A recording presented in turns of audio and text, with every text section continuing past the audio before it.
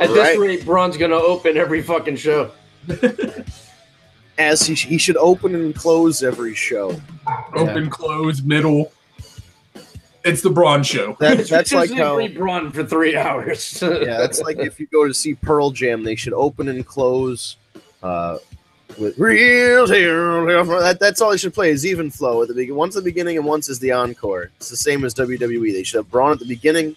He should just break progressively larger things throughout the show. So by the end of it, it's just amazing to me if you think back to when Braun first came on the scene as a part of the Wyatt family. Oh, and he stunk. And there were none of us that were going to ever say he's going to be a top guy. No, he was a rosebud. He was just forward, like a discount Wyatt. That's true. Yeah. And then he was a Wyatt, and then all of a sudden, Braun unleashed. And I mean, the guy is just the perfect package. He is absolutely everything that you would want in a champion. So why we're still going in the direction of Roman Reigns is mind-blowing to me. But I will say this. Roman cut the promo of his entire career. And it was still mediocre. Come on. You got to give him credit. That was a fucking promo. It was. I was like, promo. I'm sitting here like, man, this is the same guy who got a steroid suspension and a WrestleMania main event in the same year, and he's talking about being entitled. Come on, man. Nobody's more entitled than Roman Reigns. He's talking about somebody being entitled. Oh. How many shoot promos are we going to get that feel shooty? They're gonna keep progressively, because first of all, I hate to break it to everybody if you haven't figured it out by now. Brock Lesnar was never going to be there. He wasn't booked to be there. He wasn't going to be there. It was very conveniently written into the show. Yeah, see, that's what I want to talk to you about, because I've heard mixed, and I wasn't sure. There, I don't think he was ever in. It's part of the story. This is like when they were doing the Cena Rock thing. It's a great way to do it. It's better than any of the other options. Well, right. But, on the other side, there are theories that this could be a ploy to negotiate his contract, since there's clear evidence that he and Dana White both want to go back, him to go back to UFC. So maybe he would be using this as, hey, how badly do you want me to stay? Well, everybody said this was his out. Like, this was his last one, and he's going to go back to UFC anyway, because, he can go and serve the rest of that suspension as long as he gets back in the USADA pool and tests positive and complies for, I think it's 9 months or something like that. He can get back into fighting by next year. So we'll see. Here's what I don't understand. The top two merchandise sellers right now are Elias and Rusev. And you got to think Braun's up there somewhere too. Broke that. The two Elias shirts are now selling better than the Rusev Day shirt on the shop. I don't know where Braun is in this ranking, but follow me here. Your supposed top guy sells less merch than Rusev and Elias. Elias doesn't even wrestle. Half the time he doesn't even wrestle. He plays the guitar and gets his ass kicked before the bell even rings. But he sells more T-shirts than Roman Reigns. So if we're going on value to the company and all this, I think they're not prioritizing it correctly. And this is of course going to be chubby white guy complains about wrestling time with all of us. We're like, Roman Reigns shouldn't be in it. I don't care if kids like him, but it's not even like kids like him. It's like kids like whoever. I don't need an ad playing now in the background after Braun's song. Listen, at the same time, there are rumors that it's going to turn into a triple threat. That would be wonderful, because what the fuck else are you going to do? Are you going to do Elias versus Braun at WrestleMania? We're really going to be able to stretch that out for another 8 weeks? No, I can't see that. I can't see that, and that's not going to help Elias at all. And Elias right now is on this track. And it's to say that way. He goes with Braun. He's not going to beat him. in the end. So it doesn't help. It doesn't really help either one. Braun is at that next level right now. Yeah. Elias is still kind of in the middle, but going in that direction and going quickly, I might add. Elias since he just came up from NXT. Elias, I think, is at the Triple H versus The Rock ladder match for the IC title level. Yeah. That's where he is right 100% agree with He's you. not the main event of that show, but he's right there. Up there. There is still a chance that they're going to do what's best for business and put the strap on Braun Strowman at Mania. I That still would be have the hopes. Well, here's the problem that I have. The Elimination Chamber was all around a pretty good pay-per-view. Yeah, we'll talk about that. The chamber match itself, I thought was pretty good. Yeah, they don't use the chamber nearly as much as they used to. Nobody got color. Like there's some stuff going on the outside. There was padding. Yeah. This was the safest Elimination Chamber in history. And I'm not saying that they need unpadded, unprotected steel, but I mean, like, here's the deal. When I was watching Raw last night, Elias pulled out the gimmick of the fire extinguisher. Yeah. And he sprayed him and blah, blah, blah. And they get in the middle of the ring and he winds up and Braun turns around and he hits him in the stomach. Come on. If this was 98, he hits him in the head. Braun gets color. He gigs. It's spurting out of his head. And oh my God, Elias has busted open. The big man. Oh goodness, King, I can't take it. Juicy, fruity, Skittles. You know what I mean? Like, you just have one of those moments and it would be great. And instead it was just like, he hit him in the tummy. I mean, listen, unfortunately, Vince, those days are gone. We're not. I know, but if you have a 20,000 miles of chain and steel and all this other bullshit surrounding the ring, it's like the war games where you got to get that. That's where people get color, or something. But it's like Scarblade. Right. It's like the now how the TLC matches, there's like one big spot and everything else is kind of meh. It's like they just are diluting it. It's just, I mean, how can you, first of all, they should have retired the TLC after like the first two. You should never do it again. You perfected it. But if you do bring it back, it has to be exciting. So there's just things like the Elimination Chamber. I love the Elimination Chamber. It's a great concept. But yeah, it used to be like people jumped off the stuff more and did more with the chain and the taking the slams on the outside. There just used to be more stuff. Last night. Yeah, that was interesting. But again, no color. But that's, I mean, we're at that point now where the color is legit. Like, the color happens because it's an accident and it's not supposed to happen. That's just the world we're in now, which sucks. And you're right, it would add more to the match. But I'm not saying bleed every show. I want to put that out there because WCW got silly with that and TNA got silly with that. Right. Where every show somebody had the Ric Flair 1987 I'm bleeding face. Don't do that. What I'm saying is when it calls for it, like an Elimination Chamber with chains hanging from the rafters and all this other bullshit, somebody should be bleeding. Doesn't make sense that somebody isn't. And if you're watching on mute, it looks like I'm conducting a choir or something. But hey, but yeah, I like it. But here's my point: the Elimination Chamber was Braun's coronation. If he wins that match, he blanks everybody. He goes 6-0 in the Elimination Chamber and goes to WrestleMania to face Brock Lesnar.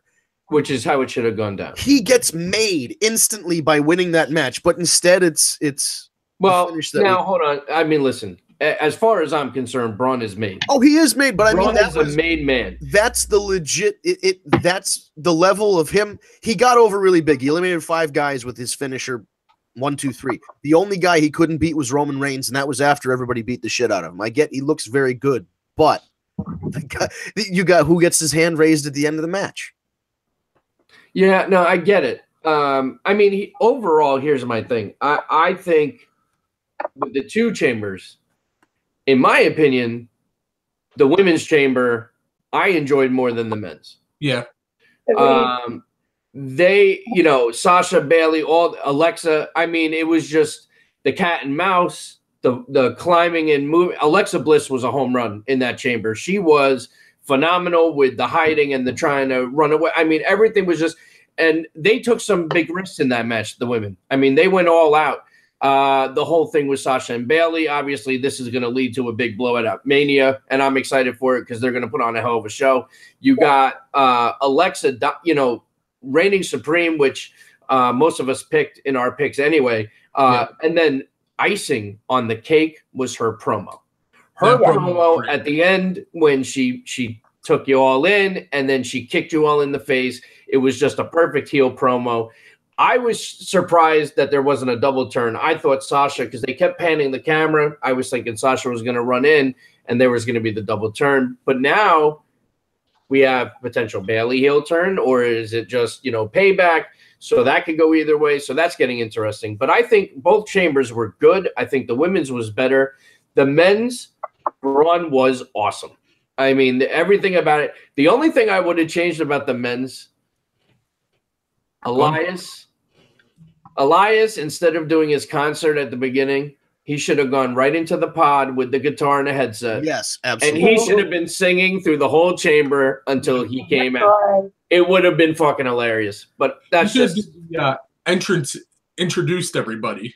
Yeah, I would have liked it if he was doing that when he was playing the guitar in the pod. If he was playing the guitar in the pod, and like Braun just went over and said "Freebird," and he just furiously starts playing Freebird to placate Braun, taking requests while in there. Well, that would have been a good moment. But I thought it was good. The women, Alexa, when I was listening to that promo, I was real disappointed for like the first 2 minutes. Yeah. And then, I was like, oh, okay, this is perfect. Because when Kat said that Autumn was mad and Autumn was like, Alexa called me a loser, I'm like, oh, that's heat right there. When the little kids are buying it. Because at this point, listen, I don't think I found out wrestling was real until I was 12 when WCW was bought out by the WWF.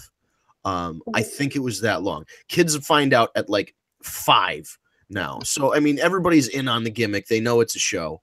But for the kid to take that out of it, and I'm sure, Kat has a different opinion, and she probably thinks it's like, rude, and I understand it is rude, and it's the wrong message to send. But the idea is that she's going to give that wrong message, and then she's going to get her teeth kicked in. Like, listen, that's the moral of it. In my opinion, it was I wouldn't say as good, but if I had to compare it, it was like Mark Henry's retirement. Yes. You know what I mean? Like she made you believe like, all right, we're getting the face turn because we had seen her with Mickie James. Mickie James is a face. So it kind of made sense. And then she took it all back. I mean, it was a great heel. She plays the art of a heel better than most of the women in that business. I have a question that I want to ask. I want to know if anybody knows this. Was the first part of the promo word for word or almost word for word of Sasha's promo after winning a title? It was very similar. I think that's why they kept cutting back to Sasha, because it was basically a Sasha Banks you can dream it, you can achieve it promo. Well, the same writers are writing the same shit, Yeah. So and they're probably thinking people aren't remembering it, but you're right, it was pretty close. But what about so we got the 2 chambers. We had I don't understand why they're giving so much time to this, but I already know where worldwide. There it is. I mean, like, listen, I like Titus Worldwide. Dana Brooke has to go. I cannot stand her. She drives me crazy. She has no purpose. I love those shoes. I don't care if she has a purpose. She can stand out there all she wants. But then she has to just shut up. Can we bring back? That's fine. Bring back the Nitro Girls and have her be one of them. I'm fine with that. I'm good with that too. But she drives me nuts. But the whole thing, and then Sheamus Cesaro, I mean, it was okay. Then you get Raw, and they lose 2 straight out of 3 falls. So what's the point? That was kind of weak. Why pay $9.99 when you get the rematch for free the next day? And you get 2 out of 3 falls, so it makes up for the one that you missed. Exactly. Although that was funny because the first fall was in the first 10 seconds of the match. And I love how they did.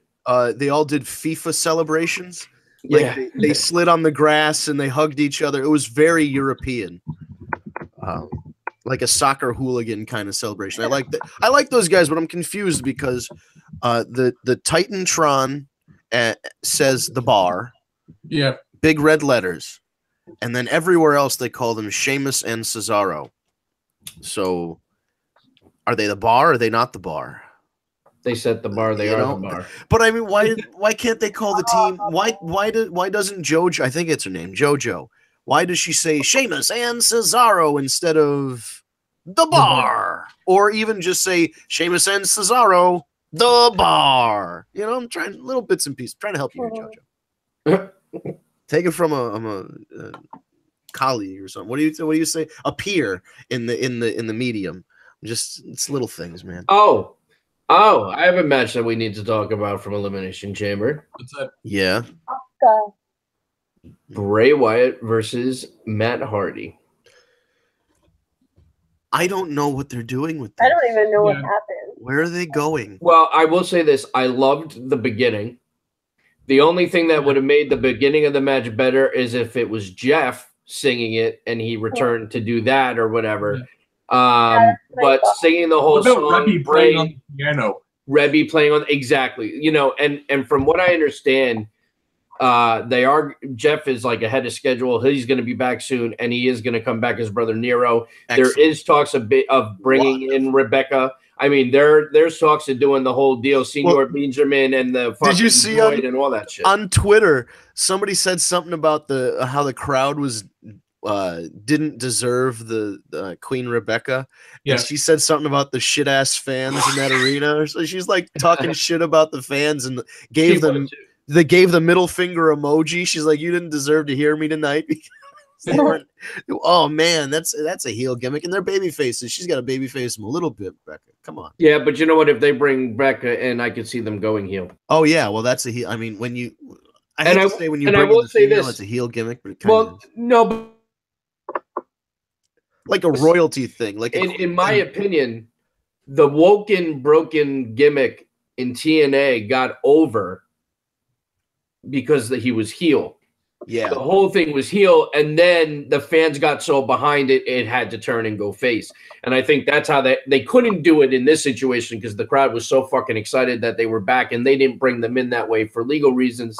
So I think something has to happen where they go heel and do it that way because they'll get so much heat, and then it'll build, and then people will fall in love with it the way they did, and then they can turn back. And they can prolong this for a while. Matt's teasing on Instagram an ultimate deletion. So maybe we're going to see, instead of the final deletion, which is what TNA call it, we're going to have an ultimate deletion at the Hardy compound. Bray Wyatt versus I did hear a rumor that there's talks about doing a back at the Hardy compound. Matt's been posting pictures of, remember the graves, and they're like the weird Jeff Hardy cardboard cutouts that he so Matt's been taking pictures of those and the shovel that says delete on it and all that shit. So he specifically mentioned in another Instagram post the idea of a ultimate deletion. So we shall see what the ultimate deletion actually if it's just a tease or what's going to happen, because if you remember, there was Finn Balor for like a solid year teased that the Balor Club were going to reform, or the Bullet Club was going to reform, and they never did until like very recently. So who knows? Could be nothing. Could be everything. Could be Emelina all over again. Oh God. I will say though, overall, I was pretty happy with the pay-per-view. I thought it was. So Rousey contract signing. That went from bad to good. It wavered. Bad to better. Right, it improved. Well, here's my thing. She was much better Monday. Monday, her promo was far superior. It still wasn't the best, but it's getting better. So I give her that. The one at the pay-per-view, I honestly think it was very overwhelming. She's still getting used to this whole thing. Definitely. And I think that kind of took over, and that's why the promo really wasn't great. when Triple H, Stephanie, and that whole thing with Kurt Angle came in. Angle was hilarious. The whole banter with them, and then didn't you say that? Just the way he was like, didn't you? You said that, right? and then Triple H getting put through the table, and Ronda getting that look in her face and giving you like that UFC look, that badass Ronda, and then signing the deal. The whole thing played out well. Obviously, they're setting up Ronda, Kurt versus Triple H and Stephanie for Mania. That'll be great. I'm okay with that, but I would have been happier since they were tying the whole thing in with Revenge from, a few years ago. I think it would have been a little better if she got The Rock to come in. Not that I'm against seeing Angle, because I love Angle, but I'm assuming they tried, and either it was too much money or his schedule didn't work out, because you'd think it would make the most sense. You have the footage from the last time, right? Yes, and I gotta hope somebody like The Rock, it doesn't come down to money, and it just is scheduling conflict. Because you would hope that he doesn't need the money, and we're apparently, the WWE is home. Fucking, I'm never leaving again. I mean, it's been what, 2 years? Yeah, come on, dude. 2 years since he lit his name on fire, right? With a flamethrower, which was cool. I mean, that was cool. He had his last WrestleMania match with Eric Rowan. Let that one marinate for a while. Wow, he did. That's crazy. Where the fuck is that guy? But I mean, overall, I was very happy with the whole deal. And listen, a lot of people are shitting on Rousey. You know what it is too? I think she's going about it the right way. Now, listen, I know it's all written and story, but at the end of the day, they're doing it right. Listen, I'm not looking for anything special. I'm not wanting any special treatment.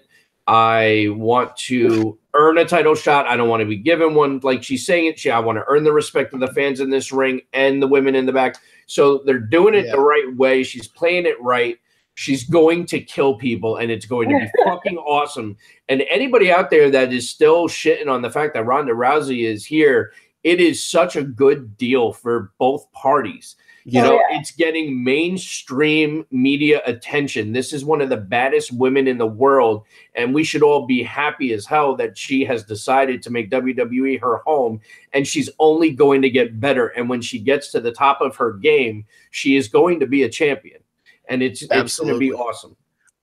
If you don't understand and you're not behind Ronda right now and you're not supporting the idea of her in the WWE, listen to Monday night. First of all, they put her hair up, which is smart. That's how she puts it up when she goes to fight. Yep.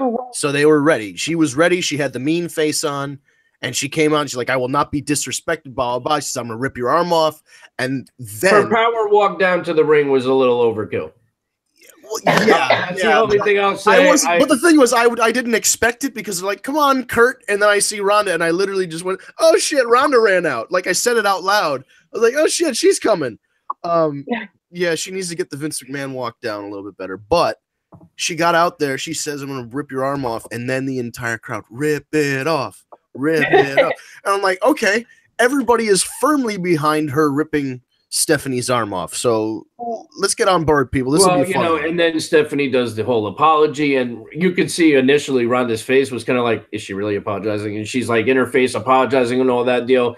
And then she's getting out of the ring, and Ronda just goes, "We haven't addressed the fact that you slapped me." And I was like, oh my God, this is really going to happen right now. I mean, that whole thing, it was well done. She did great. Of course, Stephanie and Triple H did great. Yeah. I mean, but it was just, dude, this is an exciting time. This is really, and now we got Bobby Lashley coming in. I'm telling you, you get Heyman with Lashley, and you get Heyman with Rousey, and if you can keep Brock Lesnar, you've got this whole UFC stable. If I remember correctly, Bobby Lashley was a part of that bootleg ECW back in the day for a short period of time. So there's that tie. So there's a lot you can do. I mean, there's a lot of potential for really cool things to happen. And let's not get it twisted.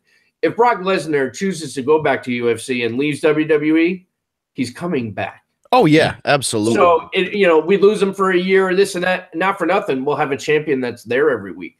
And then you hope at that point he's beyond. He's like the Undertaker, where he's beyond the world title, right? So you can just work matches, like dream matches with people instead.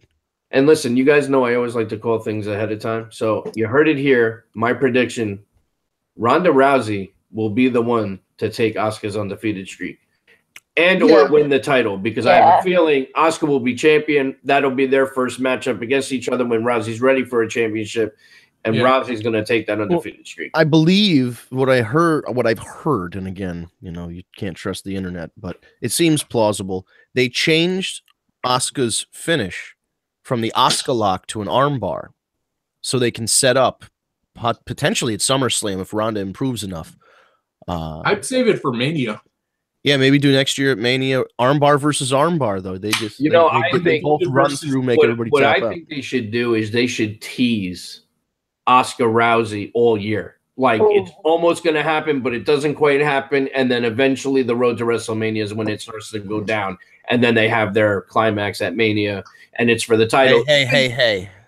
Even if family show. Even if Rousey has to hold out until WrestleMania next year to have her Mania moment and win the title at Mania, that's okay, because she should take that much time before she proves herself in a WWE ring and makes herself, worthy of a world championship. She's already had one WrestleMania moment, which is more than a lot of people in wrestling have had. She's going to have another this year because and many more. She's not going to lose. Spoiler alert. In her first match. So she's going to have the moment of, I'm not going to say Steph goes through a table for like the 6th year in a row, but I think Steph might go through a table for the 6th year in a row at WrestleMania. I think both of them might go through a table.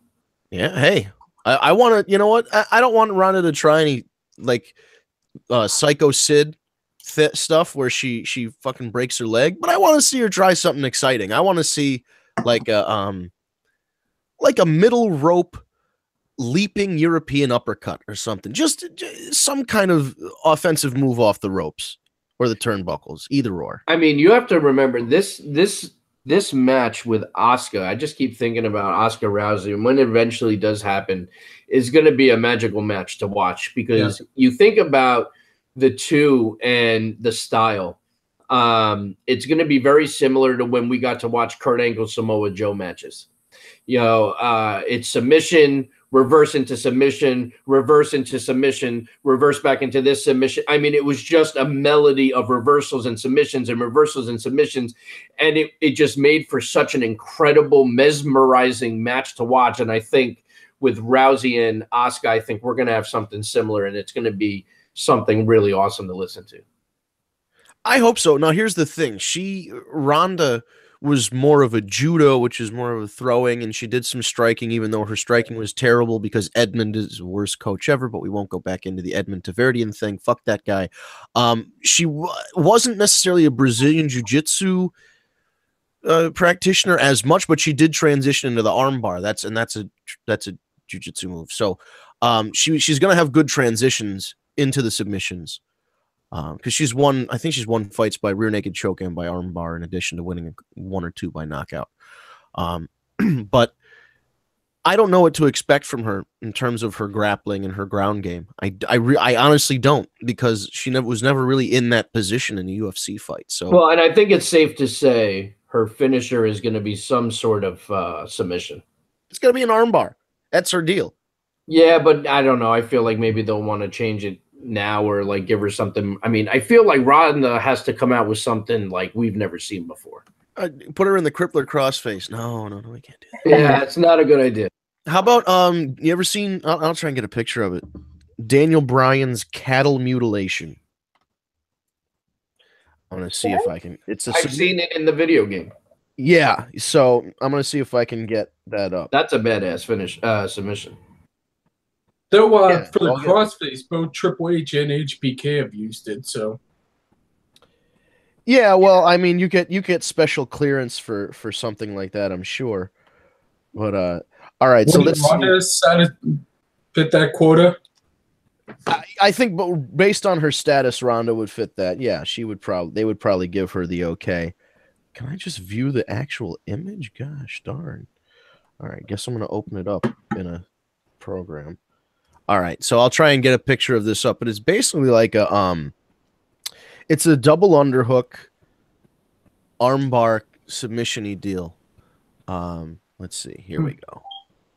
So it looks like that. So the person is... See, I don't know if they would do that because then the person can't really tap. I think they're going to want whatever submission she does to have one arm free so the person, you can actually see the tap out. Although I could see her pulling off something like this as maybe it gets broken up. She's got him in that, and then somebody comes and kicks her in the stomach and breaks the hold up. I don't know, man. I feel like she's got to come out with something like we've never seen, like something that we're all going to be like, holy shit. You know what I mean? Like, I don't know what that is. But I feel like bring something to the table that we've never seen. And I feel like Ronda could be the one to do that, you know? We just lost Vince. So he'll be back shortly. So that just happened. But yeah, I mean, overall, I think it was a great pay-per-view, and I'm glad that Rousey's in. I'm back. Sorry about that. I accidentally hit quit. That was smart. I was trying to quit the thing with the picture in it and not this, but I quit this. So I'm back. No worries. We knew you'd be right back. So I think we should kind of transition over to Raw. I want to talk about how awesome The Miz is. I mean, you know, we just touch upon it all the time, but I mean, you fucking A, man. I mean, he had two back-to-back matches, and they were both phenomenal matches. So think about the triple threat match that's going to happen in WrestleMania and how good that's going to be. Well, right, exactly. I mean, and the Miz is the responsible for that. Not that Seth Rollins, you know, can't do his thing, and not that Finn Balor can't, but the Miz made that match look great, and I'm talking both of them. I mean, Miz has just come such a long way, and I love watching him. And you know what though? And his promo was phenomenal on Monday night, and it was a shoot. A lot of it was a shoot, and you know what? He's right. He has no merch being sold. So I mean, if he had a shirt, something, he would be one of those top sellers in merchandise. He's never on the poster boards or anything. So you know, it was a great emotional, raw kind of promo, and that just Miz does so well. I thought that was great. Yeah, I think Finn Balor has a big upside. Unfortunately, he is a tiny Irish leprechaun, so I think Vince still kind of holds that against him. It's like he can wrestle like a son of a bitch, but he's 2 feet tall. Well, I don't. I just don't. There's some freak out there who's really getting off on you blowing your nose into the microphone, Ryan. You know that's somebody out there is touching themselves to that. There is a mute button. There is a mute button. I was hoping it wasn't coming through that badly. Oh no, that came through loud and clear. That's fine. It sounded like a fucking tornado. Like a tornado.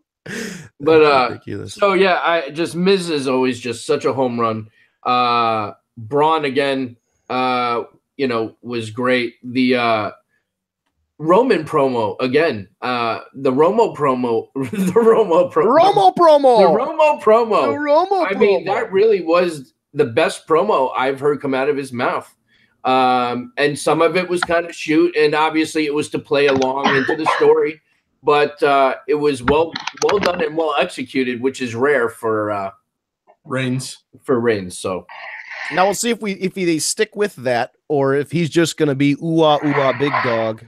And Michael Cole, how will he overcome the odds? As long as it doesn't become that, we're good. By the way, I found this animation of Sammy dancing sarcastically and then Randy just smiling at him.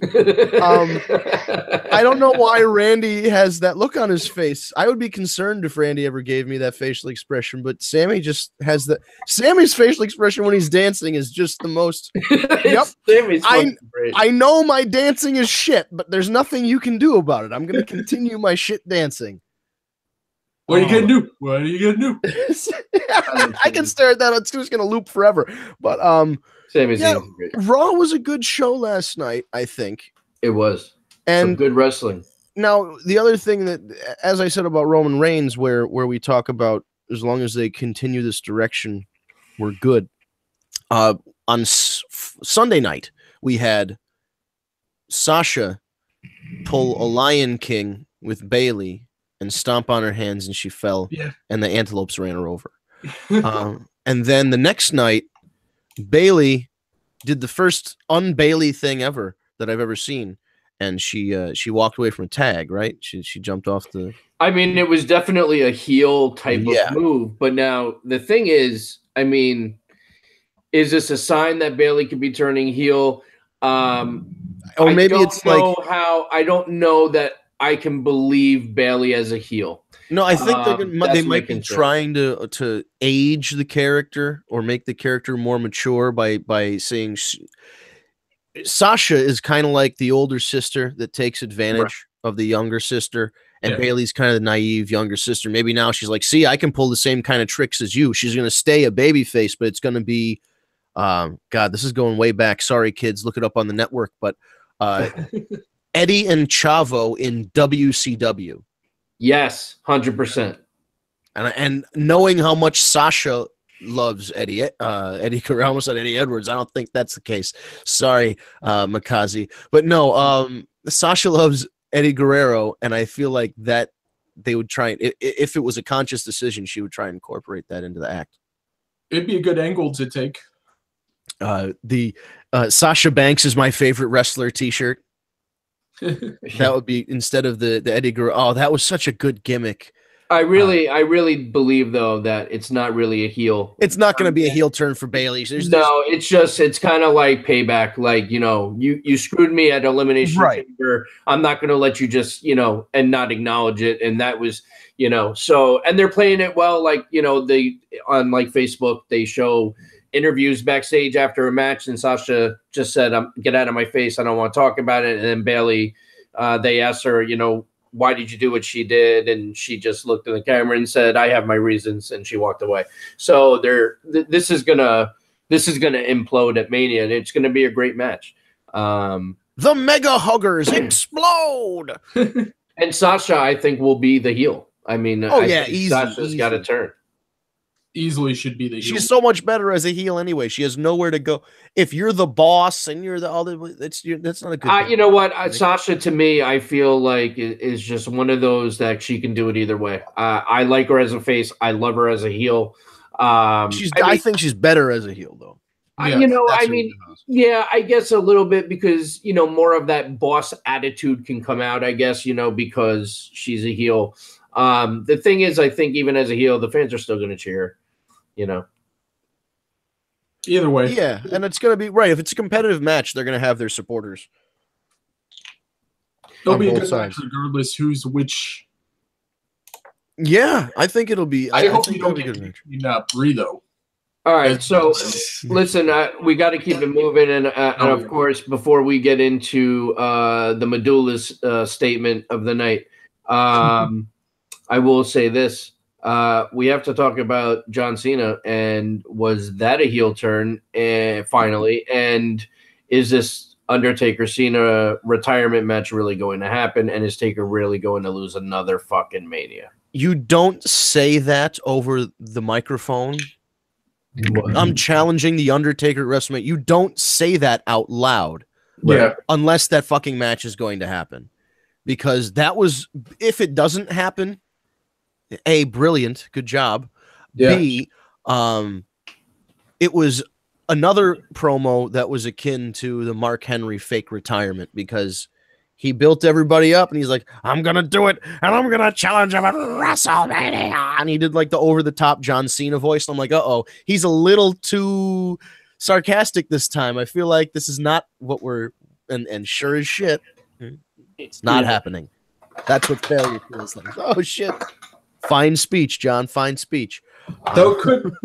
They could use Undertaker on SmackDown more than they can use them on Raw. Yeah, but is this SmackDown appearance for John Cena? The speculation is that he's going to try and face Shinsuke for the title shot at WrestleMania. Yeah, at Fastlane for the WrestleMania title shot, which I don't like. I don't mind Jim having a match at Fastlane.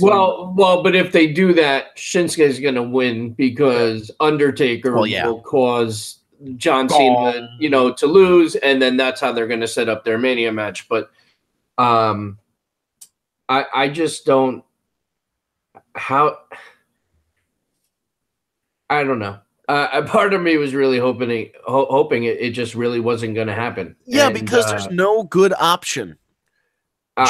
John Cena loses to a guy who's like 15 years older than him, or John Cena beats The Undertaker at WrestleMania, and The Undertaker rides off into the sunset for... John Cena's been losing a lot of matches and putting a lot of guys over lately. If they put those two in at Mania, there's no fucking way John Cena's not winning. Well, that's what I'm saying. And Undertaker's going to lose again. Why? Undertaker's going to Terry Funk it and retire for the 4th time.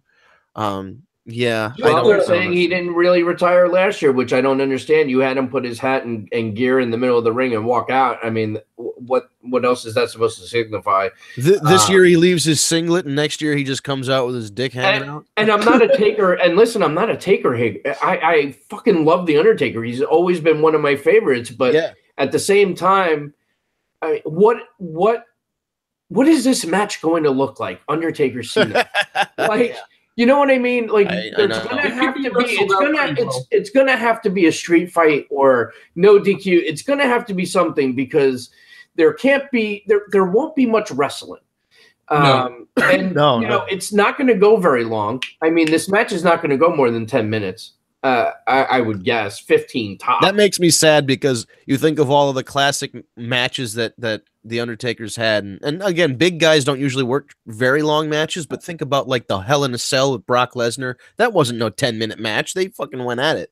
Yeah, so it's sad to see. It's sad to see. I mean, listen, you have to understand, when we were growing up, I mean, I watched the debut of The Undertaker as a mystery part of the $1 Million Team for Survivor Series. I mean, I saw him from the very beginning. I've watched him I watched him in WCW before he ever became The Undertaker, and he was Mean Mark. I've been a fan of this guy forever, and I'm still a fan, and I love The Undertaker every time he comes back, but another Mania match, it's just not necessary. I mean, at this point, the legacy is he's going to lose another Mania match. This is a guy, in my opinion, that should have retired as the only guy to ever be undefeated at a WrestleMania, and let that be his legacy. And now it'll be 22-3. I mean, come on, really? It upsets me a lot. It really does. It's not necessary, And don't get me wrong, his music's going to hit at Mania, and I'm going to get the chills that I always do, because I love watching The Undertaker. But I mean, Cena doesn't need this. It doesn't help his career in any way. His career is going, is starting to wind down. Right. It doesn't. Regardless. And look at the other two guys that beat him. Neither of them needed to beat The Undertaker either. Yeah. Roman Reigns got WrestleMania main events long before he was facing The Undertaker, and so was Brock Lesnar. Lesnar didn't need the streak. Reigns didn't need that nobody needed that last match, frankly. I don't understand. I don't understand any of it. And I think it has a lot to do with him flip-flopping on the idea of whether or not he's going to retire. Yeah. So they always kind of find a way to bring him back. It's like a soap opera when they kill off a character and then like their twin sister comes in, or the person was in a car accident, but they've got amnesia. There's so many other ways. There's so many other ways you can do it without it really looking like, all right, this is it. You know what I mean? Yeah. When we saw him take his gear and put it in the middle of the ring and walk away, to me, that was it. He was walking into the sunset. Like, that was it. So, I don't know. I'm excited to see The Undertaker, but not in this way. Especially if it's going to be John Cena cutting promos against the Titantron. Yeah. And against flashing lights. And The Undertaker's not actually going to show up until WrestleMania. Yeah. Or the week before, or whatever. So we've got about 15 minutes left. So I think now I wanted to bring part of our inbox at ask@tagmeadate@gmail.com or Ask the War Report on Twitter. I just totally fucked that up. Ask the War Report. So in any event, the Medulla, who's been sending in his comments weekly, and we appreciate it. And he's did Sarah send one in? No, she's done. Damn. No, she's Dunsky. She wants no part of this. Oh no. And good riddance, piece of trash. And I bet she's still listening, because probably Wrestling fans, even the wrestling fans that shit on the product, watch every week and then bitch about it online like trolls. So, well, what else would we do? We'd have to get lives. That's it. So here we go. The medulla. WWE forces the fans to accept their wrestlers: Cena, Reigns, Ambrose, aka wannabe Stone Cold, and Rollins, instead of the fans making the call on the wrestlers. On Monday, the Kingslayer, in my eyes, was accepted by the fans for his performance. He did something that was memorable, like Shawn Michaels turning on Marty Jannetty, or Stone Cold going after Philbin. And or the 1-2-3 Kid beating Razor, etc. Even Elias, as new as he is, making a mark. My point is, let the fans decide who is the face of wrestling, and don't choose someone like Reigns just because he beat The Undertaker at Mania. So I want to say this. He beat Undertaker at Mania because they wanted to put Reigns over and make him the guy. I agree with you. They're force-feeding guys to make the fans want to support them and then become the face. Guys like Roman Reigns, for example. For whatever reason, Vince has had his eyes on Reigns for a very long time to be that guy. I really agree with what Mike's saying, though. It really should be up to the crowd. Let them choose who they feel the face is. On one side, I actually think that's a really great idea. The other side, I made devil's advocate, kind of says, how many heels are you actually going to have then be the face? Because most of the time, the fans are going really behind the faces or the guys that are in between face and heel. Right. What do you guys think? If you go strictly on crowd reaction, you're going to be booking like week to week, and you're going to go, oh, well, they didn't cheer as loud for Braun this week as they did last week. So I guess we got to take the title off and put on this guy who got cheered more than him. And then like 2 weeks down the line, oh, well, he's not getting cheered. It's a very WCW mode of thinking where they're going week to week. Go more attitude era where you base it off the crowd, but at the same time, you have to have something long term. Well, yeah, but you know what, though, if you really think about it, like, I don't think they would sit there week to week and say, oh, the crowd reaction wasn't as strong, because sometimes it depends on the city you're in too. Yeah. And that always plays around with the hometown hero and whatnot, or something that went down in that, like Philly, for example, or, New York, that's always rowdy. Yeah. But at the same time, there's got to be a way, to Medulla's point, there's got to be a way to kind of do it and not lose the value or the length of the story, because most of the time when somebody gets behind a feud, they stay behind the feud until the feud comes to a conclusion. So you can have the fans dictate the face month to month instead of week to week, and then it gives things a chance to play out. You know what I'm saying? Like, there's got to be a way. There's a balance that they're not striking right now, because, as I said, your two biggest merch sellers, if that's the metric that you're going to go by, and that's one of the important ones to go by, and that is one of them. If they're look, and if crowd reaction is another one, Elias and Rusev, your top two T-shirt sellers right now. Well, listen, and I'm not saying Elias should be a world title holder, but I think Rusev is at the point where he should have something. Well, yeah. Listen, I agree, but at the same time, you have to give them some credit. And guys like Rusev and Elias are going in the upward area. They're climbing the ladder. They're not moving down it. They are getting pushed. I mean, they are making segments every single week for those guys. And Rusev 9 times out of 10 is getting the win, and he's starting to climb. Elias is a home run. He's been winning, and if he's not winning, he's putting on phenomenal matches. And he's selling great, and the whole gimmick is great. The whole thing is just great. Elias is a fucking star. But that's what I think they are using them, and they are pushing them. It's not like, Fandango and what's his face? Tyler Breeze. Tyler Breeze that you see maybe not Ziggler. Shit. Well, either way, but you only Ziggler has been Zack Ryder. Oh, yeah. It's not like you're seeing them maybe one Raw a month. You know what I mean? These guys are getting are being focused on every single week. So you gotta, in that respect, they are, because of the merch sales again. To go tie that back, I mean, that is a reason why that's happening. So I think this. I don't know if there really is a solution that leans one way or the other. I think there has to strike a balance of the company picks somebody and comes up with a long-term storyline, or at least a three, maybe, you know, do a couple pay-per-views, see how it goes, and then extend it longer if it gets over. But it's the choice that they're of the person. That's really what it's. They're and listen, Medulla mentioned some guys like Ambrose. I don't think Ambrose was over pushed. I think Ambrose got the most genuine reactions out of the three Shield guys when the three Shield guys first came up. He was cutting the best promos. He was the leader of the group, and then all of a sudden,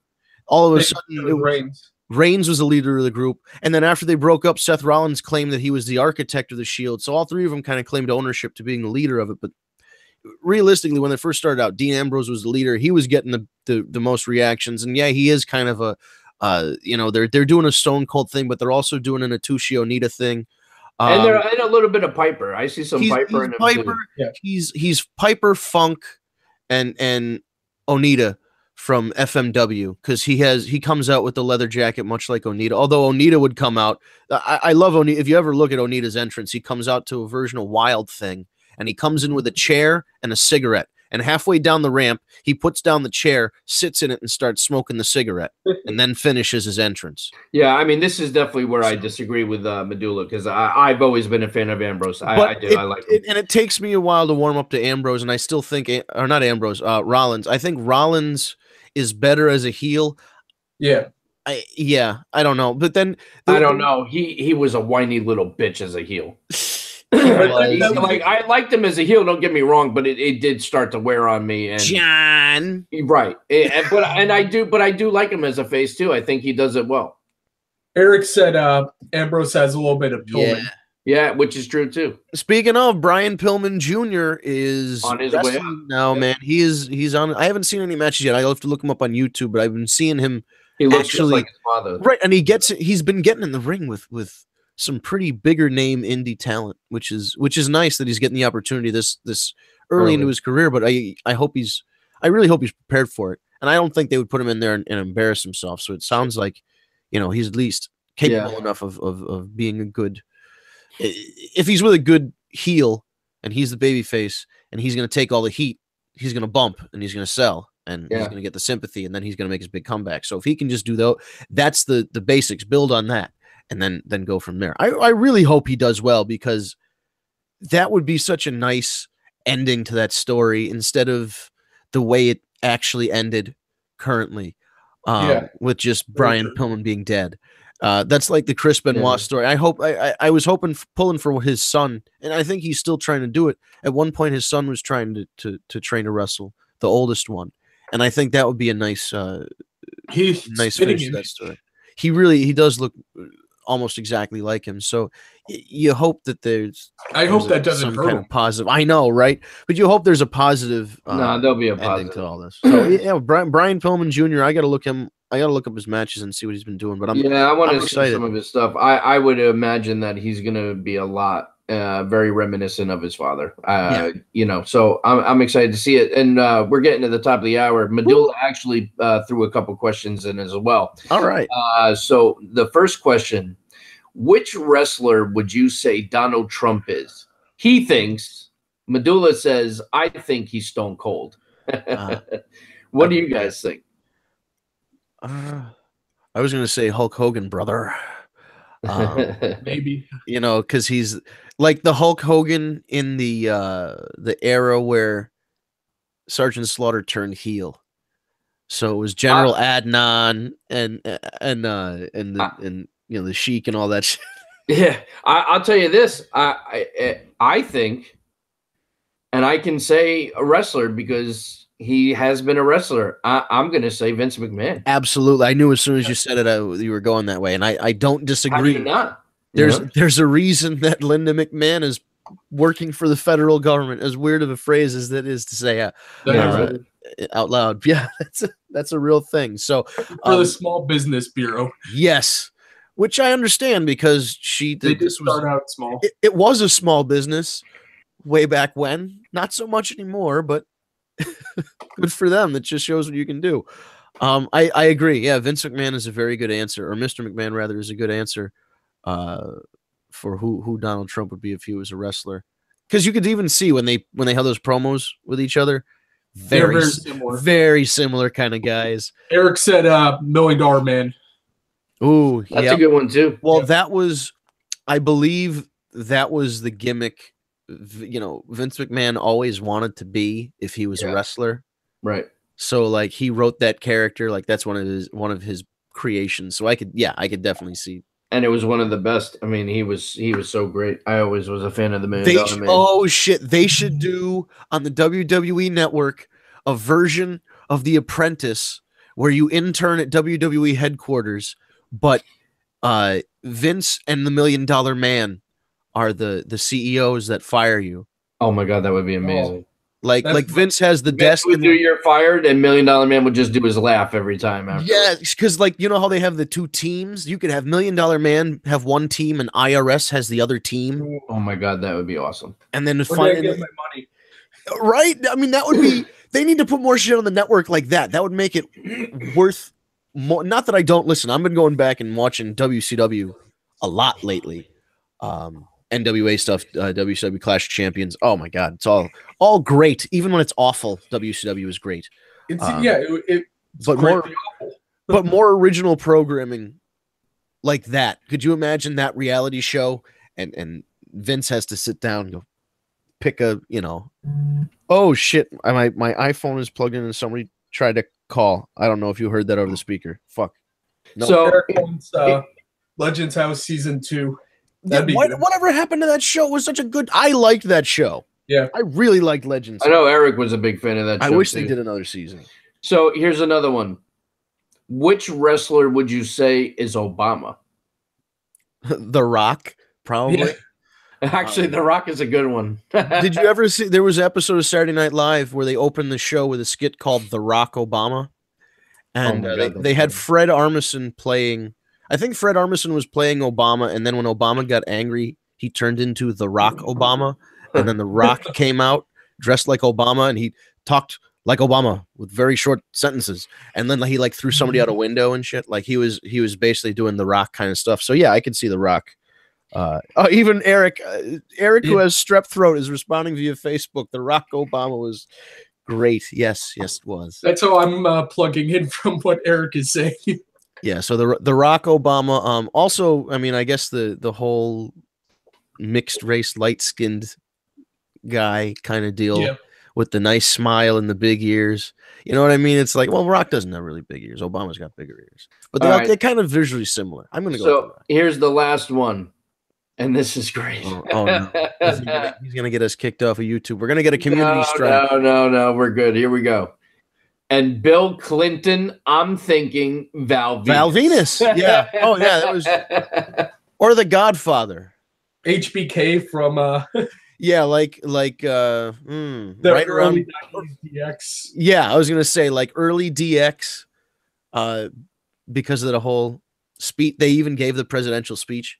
I would say, since you guys already said what I would have picked, what about Ravishing Rick Rude? Yeah, you know what? I'd like all of you fat New York sweat hogs. It'd be wonderful. I could see Bill Clinton doing something like that. To keep the noise down while I do not have sexual relations with that woman. Right. Right. Oh my God, that would be fucking great. Oh. Where's the ankle end and the calf begin? And so Monica's in the front row. We're right at the top of the hour, so I just want to shift gears for one quick moment. Yeah. We have been tirelessly testing and going over the Android app for Tag Me a Date, and I'm happy to announce that we are in the final stages, and Apple is we're a few weeks out from Apple potentially being done as well, and then we will have a big announcement for when they will actually go live. But for those of you that have had an opportunity to test it, which is a very select few, great feedback. It looks and feels great, so it's exciting, and I think it's going to take Tag Me a Date to the next level, so we're excited. So I just wanted to share that all with you, and sign up. It's free. That is exciting. That's very exciting. I'm looking forward to the app. I think that, like you said, it's going to take the site to the next level, because as good as something is having a mobile website, like going into the browser and putting in an address and being able to do it from your phone is fine. But there's just something about having the integrated app that, like you said, puts you on getting alerts like that. Right up there. Yeah, right up. You put you up there with the competitors. Some of whom charge money. Most of them charge money. We don't. TagMeADate.com is free to sign up. Find your tag team match on TagMeADate.com, because we were the first to do video promos. You can look it up. Yes. Thing. Facebook might want to take credit. Infringement. Mark Zuckerberg can suck it. We just got a strike there. much like Chris Jericho, we invented that. So we invented the video promo on the dating app. That was us. We innovated. It is free. That's the most important part. Is right now it is free. There's no like premium bullshit. Oh, you can only read the messages if you pay 99 cents. We can see looked at you with messages. Yeah, so we're there's nothing like that. This is truly a free, no obligation, sign up and find a match type of deal. So go to tagmeadate.com. There's no risk. Literally, you put in your email address, you make a password, and we won't spam you. Right? Yeah, you're not going to get like solicitations and shit like that. Don't worry about it. So check it out. Location searches, zip code searches, all that. Searching by your favorite wrestler and similar interests in wrestling managers and tag teams and the like. So and messaging. There is a messaging feature, and as I said, it doesn't cost money. We don't lock it behind a paywall. You can message someone just like you'd message someone on Facebook. So once again, Zuckerberg. So yes, sign up for tagmeadate.com. Also, be sure to check out the War Report, which you're listening to right now every Tuesday, 7 p.m. on Eastern Time. Hey, is it this Sunday we changed our clocks? I think it's. I don't know. Is it this Sunday? Give me 1 second. While you look that up, I'll just do the rest of the plug. You go to youtube.com, you type in Tag Me a Date, all one word in the search bar, Tag Me a Date, no spaces, and you will get to our Tag Me a Date channel where you can see our previous episodes. We go live on that channel Tuesdays at 7 p.m. Eastern Time. What have you found, Ryan? It is March 11th. March 11th. Okay, good. So we're hey. All right. So we're changing the clocks on Steve's birthday. Everybody remember that and say happy birthday to Steve. You're welcome. Right? That's the birthday present to the world right there. Longer days. Thank God for that. I'll praise Steve. Right. Praise be to Steve.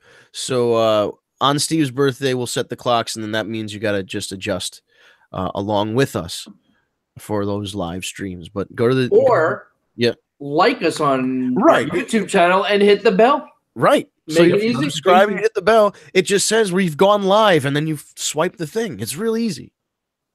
I'm saying. Never miss another upload by hitting the bell. I think that's it, right? I think that's everything we've got for this week. Excellent. So yeah, check out the podcast every 7 p.m. Tuesday evenings. Go to tagmeadate.com and sign up. It's free. And interact with us on social media. Ask a question. Go tag me a date on social media. Use the hashtag askthewarreport, or go send an email to askthewarreport@gmail.com, and you'll be entered into a pay-per-view pick'em, where you get a free WrestleRumble.com pay-per-view pick'em entry for the next pay-per-view, which I believe is Fastlane. WrestleRumble.com. Yep. So that's it. Tagmeadate.com, WrestleRumble.com, all that good stuff. We'll see you next week.